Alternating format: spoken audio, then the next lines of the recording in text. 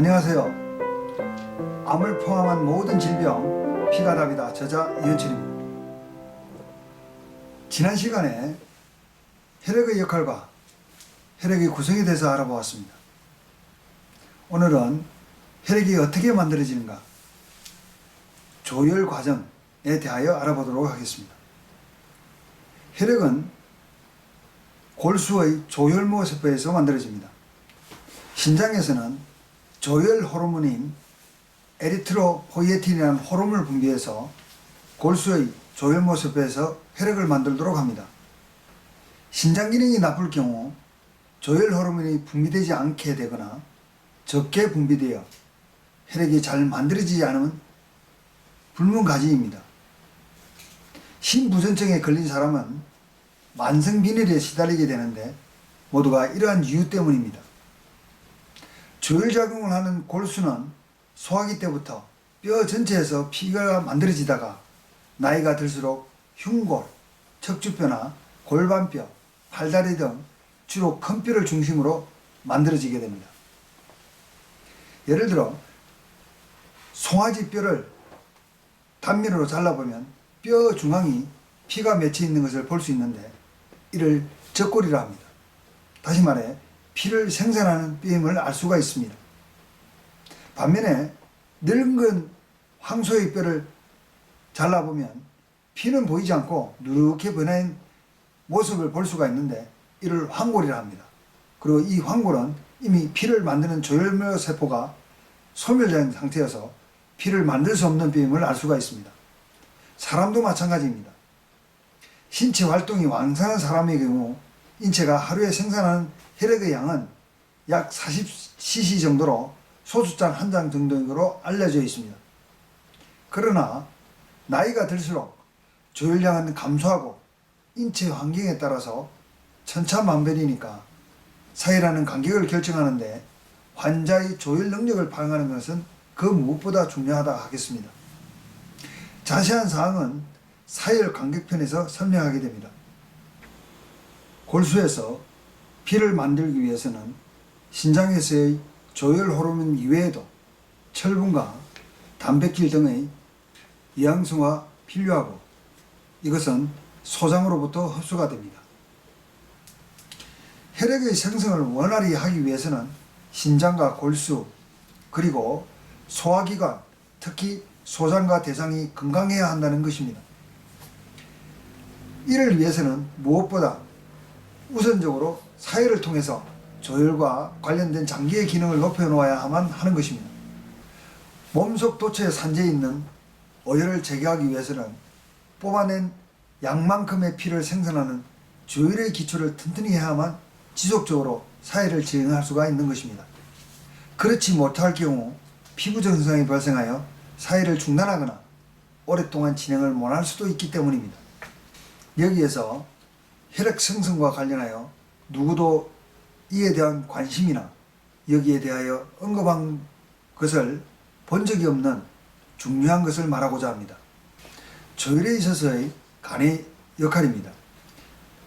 여태까지 문헌을 찾아보았으나 위에 언급한 바와 같이 조혈에 관여하는 장기로는 골수와 신장 및 소장이고 조혈에 필요한 영양소는 철분과 단백질 그리고 비타민 A, 비타민 B1, B2 등으로 빈혈의 주요 원인으로 영양소 결핍에서 찾는 것이 대부분이었습니다. 빈혈이 있는 사람이 빈혈이 없는 사람보다 무엇을 덜 섭취하여 빈혈이 발생하였다는 그런 식입니다. 한 자료를 소개하면 영양성 빈혈 진단을 받은 남성 노인은 감자, 콩, 버섯을 덜 적게 섭취하는 것으로 나타났고 여성 노인은 감자, 과일, 육류, 계란, 수산물을 영양성 빈혈이 없는 노인에 비해 덜 섭취하는 것으로 나타났다 하였습니다. 더구나 영양성 빈혈 요인은 전반적으로 음식 섭취가 적은 탓인지 비만율은 낮았다고 언급되어 있었습니다. 과연 그럴까요? 그러면 그런 영양소가 주어졌다면 빈혈 상태를 벗어났을까요? 실제로 철분제를 몇 년씩 계속 복용했고 계란과 육류, 회, 과일은 너무 좋아해서 누구보다 자주 먹었는데도 빈혈은 해소되지 않았습니다. 철분제로 인한 변비로 몇 년째 고생만 하고 있었습니다. 비슷한 결론은 비만은 오지 않더라는 것뿐입니다. 이 논제의 결론은 대부분의 빈혈은 섭취하는 영양소의 부족이 아니다는 것입니다. 그러면 도대체 빈혈이 오거나 해소되지 않는 이유는 무엇일까요? 신장 기능과 소장 기능이 부전한 경우는 여기서는 논외로 하고 조혈에 있어서의 간의 역할에 국한하여 설명하고자 합니다. 고급 과정의 인체 구조학과 간에 대하여 언급할 기회가 있긴 하지만 조혈 기능에 있어서의 간의 역할에 대하여 살펴보고자 합니다. 우선 간의 기능을 개략적으로 살펴보면 혈액의 보강과 용도 폐기된 혈액의 파괴, 비리루빈으로 단접을 만드는 등의 분리된 효소의 재활용, 그리고 탄수화물 대사, 단백질 대사, 지방 대사, 비타민 대사, 무기질 대사 등과 해독 작용 및 살균 작용을 하는 것으로 알려져 있습니다. 여기에서 주목해야 할 점 두 가지가 있습니다. 첫째는 용도 폐기된 혈액의 파괴에서 얻어진 빌리루빈은 담즙을 만드는 데 재활용하는데 그렇게 얻어진 철분은 어떻게 재활용할까입니다. 파괴된 혈구를 통하여 얻어진 철분을 피를 통하여 다시 골수로 보내 피를 만드는 데 기여만 할까요? 다시 말해 간이 피를 직접 생산하지 않을까 하는 의문입니다. 기존의 연구 자료에 따르면 간과 같이 용도 폐기된 혈구를 파괴하는 비장은 백혈구를 생산하고 제한적인 경우에 적혈구도 생산하는 것으로 보고되어 있는데 유독 간의 적극을 생산과 관련된 연구 자료는 없었습니다. 비장은 간과 더불어 정화기관 중 하나이고 간의 기능과 많은 부분이 겹치고 유사합니다. 우리 인체에서 운동이나 긴급한 상황에 처할 경우에 골 근육에 되도록 많은 혈액을 보내거나 혈액이 부족할 경우 간과 비장에 보관하여 있던 혈액을 쥐어짜서 혈액을 공급하게 됩니다. 이때 간에 보관하고 있던 혈액이 과연 골수에서 조율되어 간에 보관해 왔던가 하는 것입니다. 간에서 폐기된 적혈구로부터 얻어진 철분을 가지고 만든 혈액이 아닐까 하는 의문점입니다. 분명 파괴된 혈구로부터 얻은 철분으로 다른 적혈구 생성에 일정 부분 역할을 하고 있을 수도 있다는 점입니다. 그 의문의 출발점은 간 기능이 부전한 사람은 아무리 조물에 관련된 식품이나 철분제를 먹어도 빈혈이 개선되지 않는다는 점 때문입니다.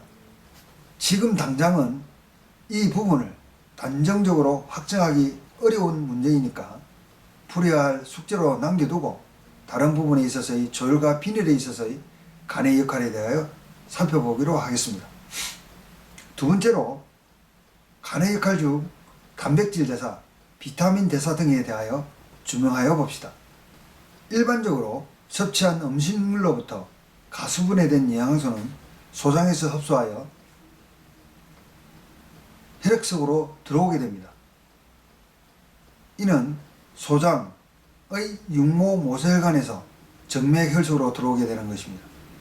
정맥혈관 내의 영양소는 간문맥을 통하여 이웃하고 있는 간의 모세혈관으로 들어갑니다. 일반적으로 혈액은 동맥에서 모세혈관으로 다시 정맥 속으로 흘러가게 되는데 소장의 정맥혈에서 인근의 간의 모세혈관으로 거꾸로 들어가는 인체의 유일한 곳입니다. 참 놀라운 거죠. 간에서 단백질 대사와 비타민 대사 등 조혈에 필요한 영양소인 철분 이외의 단백질 대사와 비타민 대사 등도 이루어지는 곳이라는 점입니다. 여기서 한 가지 짚고 넘어가야 할 것이 있습니다. 우리가 입으로 계란이나 콩, 육류, 어류 등을 통해서 단백질을 흡수한다고 해서 그 단백질을 우리 인체에서 그대로 단백질로 이용하는 것이 아니라는 점입니다. 예를 들어 설명하겠습니다. 소고기를 먹으면 소고기 단백질을 먹게 되는데 소의 단백질을 그대로 인체의 단백질로 그대로 이용한 것이 아니라 흡수한 소의 단백질을 필수 아미노산 등으로 분해하고 인체에서 필요한 단백질로 다시 합성한다는 점입니다. 흡수된 소고기 단백질을 분해하고 합성하는 역할을 간에서 수행하는 것입니다. 간이 나쁜 사람이 소간이 좋다고 해서 소간을 먹는다고 해서 간이 좋아지지 않는다는 것입니다. 간에는 간, 눈에는 눈 등의 이런 식의 대체적 방식이 맞지 않는 것입니다. 여기에 초점을 맞춰 생각해 봅시다. 소장에서 흡수되어 조혈에 필요한 영양소인 단백질이나 기타 영양소가 간 기능이 부진하면 어떻게 될까 하는 점입니다. 당연히 단백질 대사가 잘 이루어지지 않을 것이고 탄수화물 대사나 비타민 대사 등 인체에 필요한 영양소의 대사가 일어나지 않을 것이라는 점은 명확합니다. 즉, 철분 이외의 조혈에 필요한 영양소의 대사가 일어나지 않는다는 점입니다. 여러분의 이해를 돕기 위해서 한 가지 예를 들어 보겠습니다. 간이 나쁜 사람은 손톱, 발톱이 건강하지 못합니다. 손톱이 갈라지기도 하고 손톱이 엷어지기도 합니다. 이것은 간 기능이 부진하여 단백질 대사가 원활하지 못하였기에 일어나는 현상입니다. 단백질 섭취가 부족하여 일어나는 것이 아니라 단백질 대사가 되지 않아 일어나는 일인 것입니다. 속된 말로 먹는다고 살로 가지 않았다는 얘기입니다. 탄수화물 대사도 안 되니 비만도 없을 수밖에 없는 것입니다.